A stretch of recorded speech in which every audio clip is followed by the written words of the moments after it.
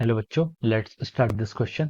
So this question says if alpha is equal to 0.98 and current through the emitter I is 20 milliampere, then the value of beta is first is 4.9, second option is 49, third option is 96 and fourth option is 9.6. तो चलिए बच्चों अब हम इस question को start करते हैं।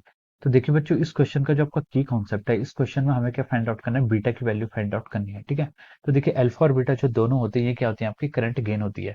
Alpha होती है आपकी एमिटर करंट एम्पलीफिकेशन फैक्टर, और जो आपका बीटा होता है, बीटा क्या होता है आपका बेस करंट एम्पलीफिकेशन फैक्टर। ठीक है, तो हम यहाँ पर लिख सकते हैं जो इसका की कॉन्सेप्ट है वो क्या हमारा करंट गेन पर बेस्ड है, या फिर हम इसको मोर स्पेसिफिकली बोल सकते हैं आपका करंट गेन है किसका, बेस करंट का करंट गेन है। ठीक है, बेस करंट का करंट गेन है। तो देखिए आपकी अल्फा और बीटा की वैल्यू अगर मैं यहाँ पे डिफाइन करूँ तो आपका जो बीटा होता है, बीटा कितना होता है आपका I C divide by I B, this is our beta. और जो आपका अल्फा होता है, अल्फा होता है आपका आई सी डिवाइड बाई आई ई। ठीक है, यहाँ पर आई सी क्या है, कलेक्टर करंट, आई है एमिटर करंट और आई बी है आपका बेस करंट। तो अब देखिए हम यहाँ से क्या, हमें पता है कि जो भी आपका ट्रांजिस्टर होता है, ट्रांजिस्टर में जो आपकी करंट फ्लो करती है वो आपकी होती है कि current through the emitter, emitter से जितनी करंट पास होती है तो कुछ करंट आपकी बेस में चली जाती है due to the recombination of electron hole pair, और कुछ करंट आपकी बाकी जो बचती है मैक्सिमम करंट वो आपके कलेक्टर से पास होती है। ठीक है, तो अब हम देखिए यहाँ पर क्या करें, अगर हमें देखिए क्वेश्चन में हमें अल्फा की वैल्यू गिवन है। अल्फा क्या होता है आपका, देखिए यहाँ पर अगर मैं आई ई इस पूरी इक्वेशन को आई सी से डिवाइड कर दूं तो ये क्वेश्चन आपकी ऐसे हो जाएगी, आई बी प्लस ऑफ वन। ठीक है, पूरी इक्वेशन को मैंने आई सी से डिवाइड कर दिया। अब देखिए अब हम यहाँ से लिख सकते, सॉरी यहाँ पर भी आपका आई सी आएगा। ठीक है, तो देखिए अब हम क्या लिख सकते हैं इस इक्वेशन को, अब देखिए आई सी डिवाइड बाई आई ई को हम इसको अगर हम उल्टा करें तो हम इसको क्या लिख सकते हैं, वन ओवर अल्फा लिख सकते हैं।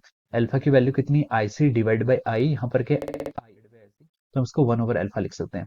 सिमिलरली देखिए आई बी डिवाइड बाई आई सी को क्या लिख सकते हैं, इसको हम लिख सकते हैं वन ओवर बीटा, क्या लिख सकते हैं, is equal to one over beta. ठीक है, बीटा क्या है, I C divide by I B, beta की वैल्यू क्या है, beta is equal to I C divide by I B, और यहाँ पर हमें I B divide by I C दिया तो हमने इसे वन ओवर इनवर्स की फॉर्म में लिख दिया, प्लस वन हम यहाँ से आपका इतना आ जाएगा। ठीक है, तो हम देखिए अगर हम इसको सॉल्व करें तो हम लिख सकते हैं कि one over alpha equal to beta plus one divide by beta. हमें किसकी वैल्यू फाइंड आउट करनी है, हमें बीटा की वैल्यू फाइंड आउट करनी है। तो देखिए अब इस एक्सप्रेशन को सॉल्व करेंगे तो आपको आएगा alpha beta plus alpha is equal to beta, हमें बीटा की वैल्यू चाहिए। तो हम लिख सकते हैं, देखिए यहाँ से बीटा को हम देखिए यहाँ से बीटा को कॉमन लेंगे अगर, ठीक है, अगर हम यहाँ पर से बीटा को कॉमन ले लेते हैं तो बीटा को कॉमन लेने के बाद जो आपका आएगा यहाँ पर बीटा को अगर हम देखिए इस साइड कॉमन ले लेंगे तो ये beta is equal to alpha minus one into alpha हो जाएगा। ठीक है, इस बीटा को हम इस साइड लागे और अल्फा को हम इस साइड ले जाएंगे तो माइनस में हो जाएगा।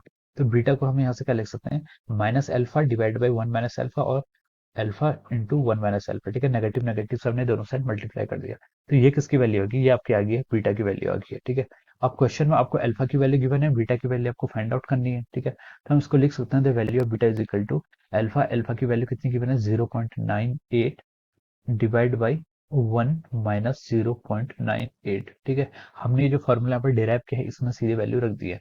0.98 को हमने 0.98 ऐसे रहने दिया, वन माइनस 0.98 को हम क्या लिख सकते हैं, 0.02। ओके, अब दोनों साइड आप 100 से मल्टीप्लाई करेंगे तो ऊपर आ जाएगा आपका 92 डिवाइड बाई टू, और यहाँ से आपकी बीटा की वैल्यू कितनी आ गई है, 49 आ गई है।